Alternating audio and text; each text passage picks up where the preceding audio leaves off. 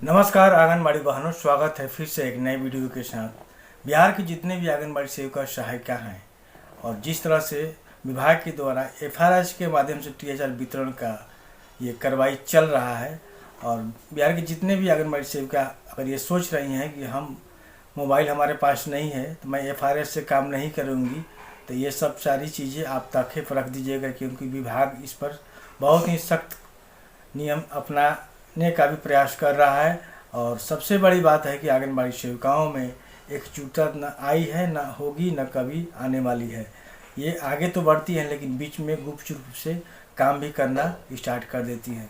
जहाँ तक मोबाइल का सवाल है, मोबाइल सभी परियोजनाओं में जमा किया जा रहा है, लेकिन परियोजना मोबाइल को नहीं ले रही है, क्योंकि अभी परियोजना को या विभाग की तरफ से कोई भी इस तरह का कोई आदेश नहीं है, क्योंकि मोबाइल जमा करने का मतलब है नए मोबाइल लेना। इस तरह से विभाग की तरफ से कोई सूचना परियोजना को नहीं मिली है। इसलिए आप अगर सोच रही हैं कि हम एफआरएस सिस्टम से टीएचआर वितरण नहीं करेंगे तो आप एक बहुत ही बड़ी मुसीबत में फंस सकती हैं। तो चलिए, इसी उधोड़ में एक जिले से खबर निकल करके आ रही है, उस खबर को देख लेते हैं। तो चलिए वीडियो करते हैं शुरू।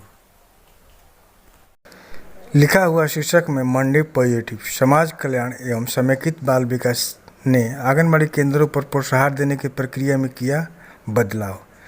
मोटे अक्षरों में देख पा रहे हैं 1946 आंगनबाड़ी केंद्रों पर एफआरएस सिस्टम से मिलेगा पोषाहार। ये खबर जो है बक्सर की है। जिले के आंगनबाड़ी केंद्रों पर अब सास ससुर सहित अन्य सदस्यों का चेहरा नहीं, बल्कि अब गर्भवती धात्री महिलाओं का चेहरा मिलान के बाद ही पोषाहार के पैकेट दिए जाएंगे।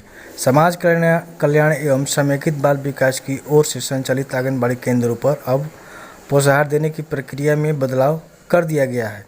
नई सुविधा जिले में शुरू कर दी गई है। अब आंगनबाड़ी केंद्रों पर पोषाहार का वितरण एफआरएस फेशियल रिकॉग्नाइजेशन सिस्टम से ही किया जाएगा।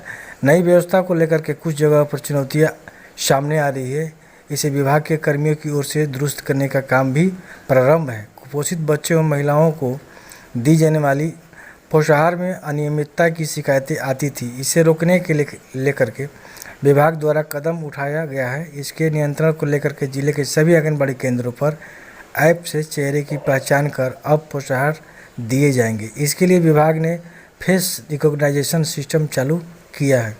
सभी आंगनबाड़ी केंद्रों पर पोषाहार वितरण में पारदर्शिता को लेकर के इस प्रणाली के प्रयोग को लेकर सभी आंगनबाड़ी सेविकाओं सहायिकाओं को विशेष रूप से प्रशिक्षण भी दिया गया है। पोषण ट्रैकर ऐप से होगा चेहरे का मिलान। आईसीडीएस कार्यालय द्वारा मिली जानकारी के अनुसार आंगनबाड़ी केंद्रों पर पोषाहार वितरण को लेकर के पोषण ट्रैकर ऐप में विशेष रूप से एफआरएस सिस्टम का विकल्प उपलब्ध कराया गया है, जिसके माध्यम से पोषाहार वितरण से पहले सभी लाभुकों के चेहरे की मिलान की जाएगी। आंगनबाड़ी केंद्रों पर पोषाहार वितरण में पारदर्शिता एवं अनियमितता पर नियंत्रण को लेकर के आईसीडीएस द्वारा संचालित पोषण ट्रैकर ऐप के माध्यम से पोषाहार वितरण की निगरानी की जा रही है। लाभुकों को स्वयं आना होगा केंद्र। जिले के सभी 1946 आंगनबाड़ी केंद्र पर बच्चों एवं महिलाओं को दी जाने वाली पोषाहार में जो हो रही है अनियमितता या नियंत्रण या पारदर्शिता को लेकर के एफआरएस सिस्टम लागू किया जाएगा। जिले के सभी आंगनबाड़ी केंद्रों पर एफआरएस सिस्टम लागू होने के बाद पोषाहार प्राप्त करने के लिए लाभुकों को स्वयं आंगनबाड़ी केंद्र पर आना अनिवार्य होगा एवं पोषण ट्रैकर ऐप के माध्यम से लाभुक के चेहरे का मिलान एवं ऐप द्वारा पुष्टि होने के बाद ही लाभुकों के बीच पोषाहार का वितरण किया जाएगा। पोषाहार वितरण में आएगी पारदर्शिता। आईसीडीएस के तहत संचालित सभी आंगनबाड़ी केंद्रों पर गर्भवती महिलाएं एवं अति कुपोषित बच्चों को विशेष रूप से पोषाहार उपलब्ध कराया जाता है, ताकि जिले में कुपोषण के दायरे को कम किया जा सके। रिकॉग्नाइजेशन सिस्टम लागू हो जाने से और जहां बच्चों एवं महिलाओं को दी जाने वाली पोषाहार को पारदर्शी तरीके से वितरित किया जाएगा।